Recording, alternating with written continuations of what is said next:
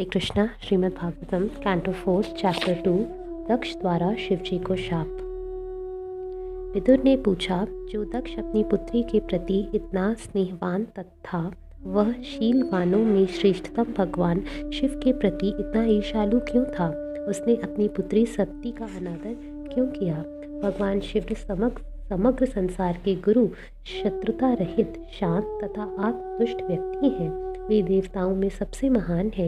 यह कैसे संभव हो सकता है कि ऐसे मंगलमय व्यक्ति के प्रति दक्ष भैरवाद रखता? हे मैत्रेय, मनुष्य के लिए अपने प्राण त्याग पाना अत्यंत कठिन है।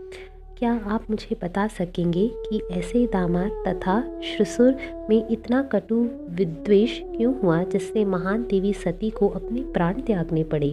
मैत्रेय ने कहा, प्राचीन समय में एक बार ब्रह्मांड की सृष्टि करने वाले प्रमुख नायकों ने एक महान यज्ञ संपन्न किया जिसमें सभी ऋषि, चिंतक, देवता तथा अग्निदेव अपने अपने अनुयायियों सहित एकत्र हुए थे। जब प्रजापतियों के नायक दक्ष ने सभा में प्रवेश किया तो सूर्य के तेज के समान चमकीली कांति से युक्त उसके शरीर से सारी सभा प्रकाशित हो उठी और उसके समक्ष सभी समागत महापुरुष तुच्छ लगने लगे। ब्रह्मा तथा शिवजी के अतिरिक्त दक्ष की शारीरिक कांति तेज से प्रभावित होकर उस सभा के सभी सदस्य तथा सभी अग्निदेव उसके सम्मान में अपने आसनों से उठकर खड़े हो गए। उस महती सभा के अध्यक्ष ब्रह्मा ने दक्ष का समुचित रीति से स्वागत किया। ब्रह्मा जी को प्रणाम करने के पश्चात उनकी आज्ञा पाकर दक्ष ने अपना आसन ग्रहण किया, किंतु आसन ग्रहण करने के पूर्व शिवजी को बैठा हुआ और उन्हें सम्मान न प्रदर्शित करते हुए देखकर दक्ष ने इसे अपना अपमान समझा। उस समय दक्ष अत्यंत क्रुद्ध हुआ, उसकी आंखें तप रही थीं। उसने शिव के विरुद्ध अत्यंत कटु शब्द बोलना प्रारंभ किया। हे समस्त उपस्थित ऋषियों, ब्राह्मणों तथा अग्निदेवों, ध्यानपूर्वक सुनो, क्योंकि मैं शिष्टाचार के विषय में बोल रहा हूँ। मैं किसी अज्ञानता या ईर्ष्या से नहीं कह रहा। शिव ने लोकपालकों के नाम तथा यश को धूल में मिला दिया है और सदाचार के पद को दूषित किया है। निर्लज्ज होने के कारण उसे इसका पता नहीं है कि किस प्रकार से आचरण करना चाहिए। इसने अग्नि तथा ब्राह्मणों के समक्ष मेरी पुत्री का पाणिक ग्रहण करके पहले ही मेरी अधीनता स्वीकार कर ली है। इसने गायत्री के समान मेरी पुत्री के साथ विवाह किया है और अपने को सत्य पुरुष बताया था। इसके नेत्र बंदर के समान है, तो भी इसने मृगी जैसी नेत्रों वाली मेरी कन्या के साथ विवाह किया है। तो भी इसने उठकर ना तो मेरा स्वागत किया, ना मीठी वाणी से मेरा सत्कार करना उचित समझा।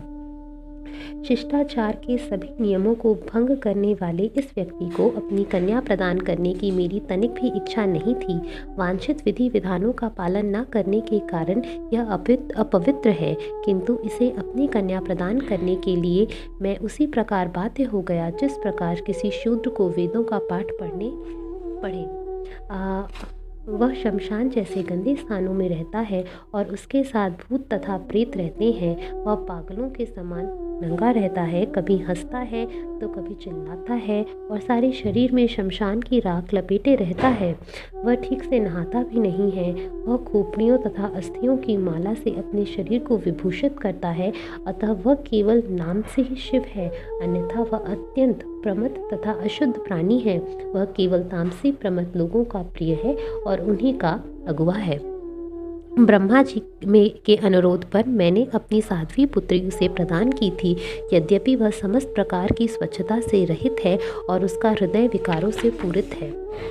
मैत्रेय मुनि ने आगे कहा, इस प्रकार शिव को अपने विपक्ष में स्थित देखकर दक्ष ने जल से अचानक आचमन किया और निम्नलिखित शब्दों से शाप देना प्रारंभ किया। देवता तो यज्ञ की आहुति में भागीदार हो सकते हैं, किंतु समस्त देवों में अधम शिव को यज्ञ भाग नहीं मिलना चाहिए।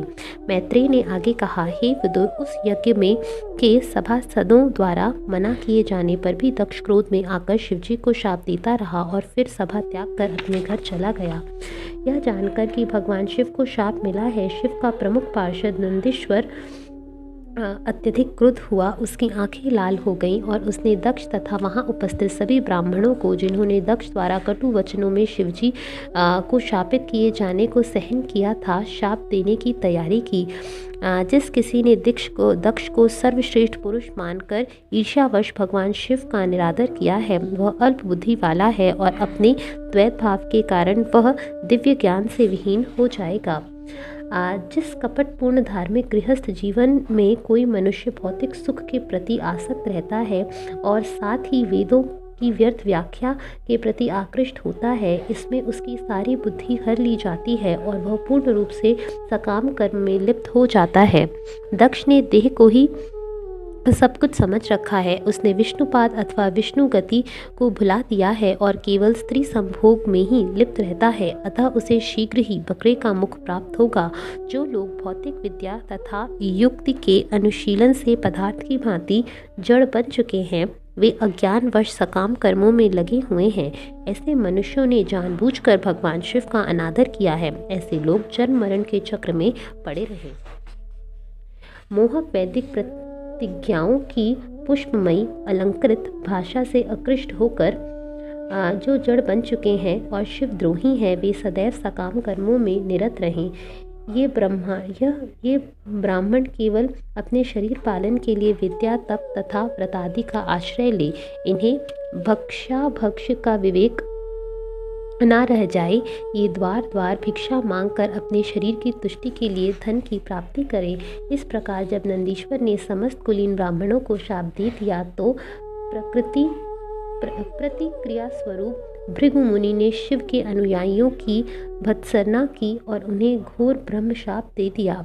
जो शिव को प्रसन्न करने का व्रत धारण करता है अथवा जो ऐसे नियमों का पालन करता है, वह निश्चित रूप से नास्तिक होगा और दिव्य शास्त्रों के विरुद्ध आचरण करने वाला बनेगा। जो शिव की पूजा का व्रत लेते हैं, वे इतने मूर्ख होते हैं कि वे उनका अनुकरण करके अपने शरीर पर लंबी जटाएं धारण करते हैं और शिव की उपासना की दीक्षा ले लेने के बाद वे मदिरा, मांस तथा अन्य ऐसी वस्तुएं खाना पीना पसंद करते हैं। भृगु मुनि ने आगे कहा, चूंकि तुम वैदिक नियमों के अनुयायी ब्राह्मणों तथा वेदों की निंदा करते हो, इससे ज्ञात होता है कि तुमने नास्तिकता की नीति अपना रखी है। वेद मानवीय सभ्यता के कल्याण की प्रगति हेतु शाश्वत विधान प्रदान करने वाले हैं, जिसका प्राचीन काल से दृढ़ता से पालन होता रहा है। इसका शाश्वत प्रमाण पूर्ण पुरुषोत्तम भगवान स्वयं है, जो जनार्दन अर्थात समस्त जीवात्माओं के शुभेच्छु कहलाते हैं।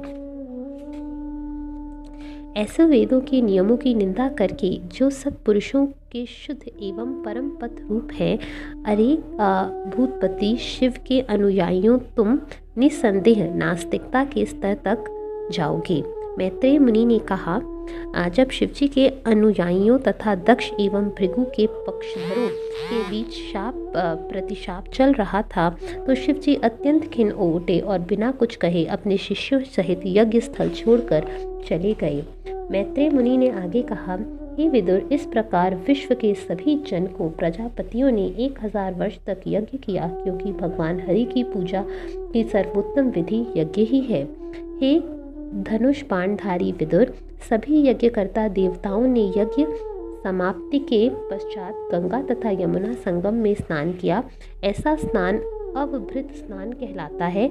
इस प्रकार से मन से शुद्ध होकर वे अपने अपने धामों को चले गए। हरे कृष्णा।